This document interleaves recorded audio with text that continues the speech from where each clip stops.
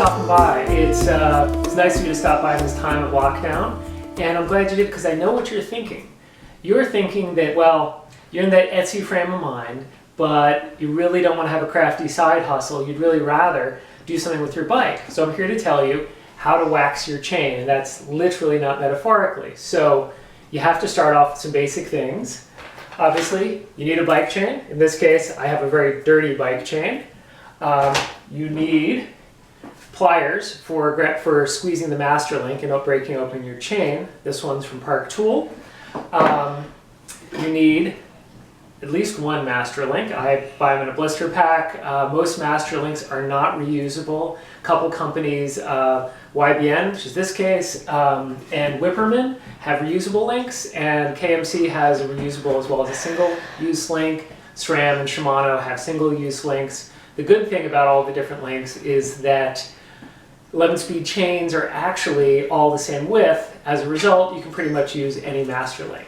Okay, so that's the chain. The next thing you need, obviously, is wax.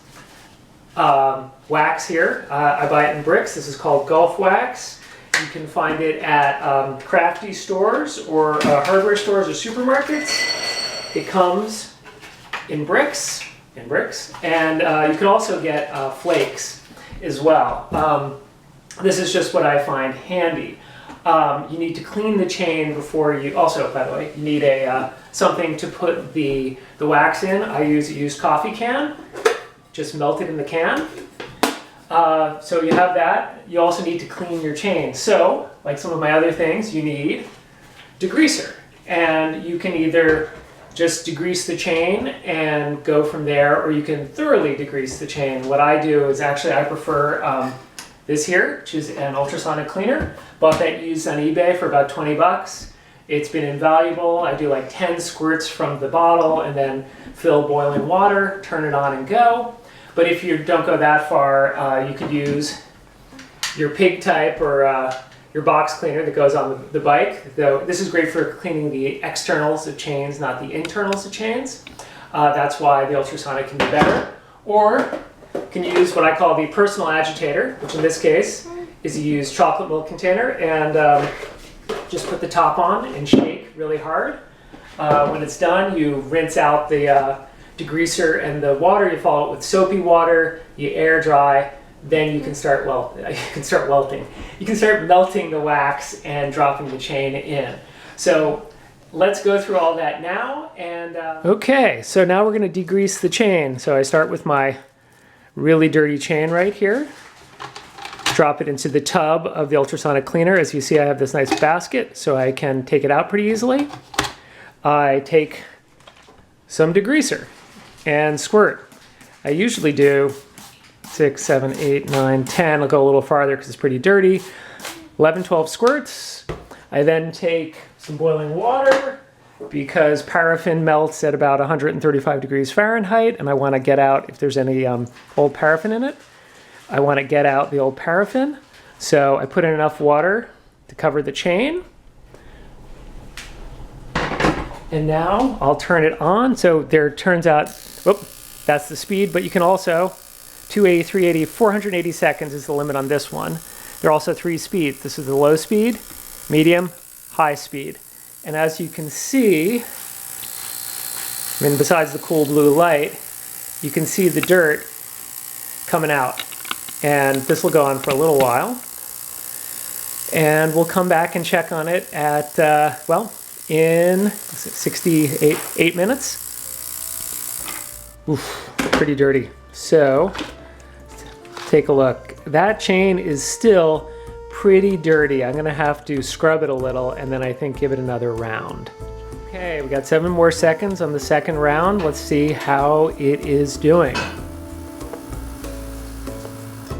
All right, turned off. Let's take a look at our chain. And I don't know, I think it's looking pretty good. I'm gonna do another brush job on it and clean it with some cold water and then let it air dry. I think we're ready to go. Okay, this is me. This is a chain. And I have fresh hot water in the ultrasonic cleaner after rinsing. And as you can see, water's still getting dirty. So you can see that the particles and stuff that get caught between your rollers and your links and your pins, it's pretty stubborn and it stays in there for a while. So if you want a fast chain, you really have to work hard to get all the grit out. Okay, this is after our third round, so we're 25 minutes roughly into cleaning. And while the water looks kind of dirty, the chain is looking much better. So I think we're good to go here. Hey, so we're back. We've got a dry chain. We've got pot, I mean. We have wax. Because this is a used chain and one that I'm not going to race for a while, considering, I'm going to go with the somewhat grody wax here and heat it up and then drop it in and go from there. So, hold on. Okay, got water.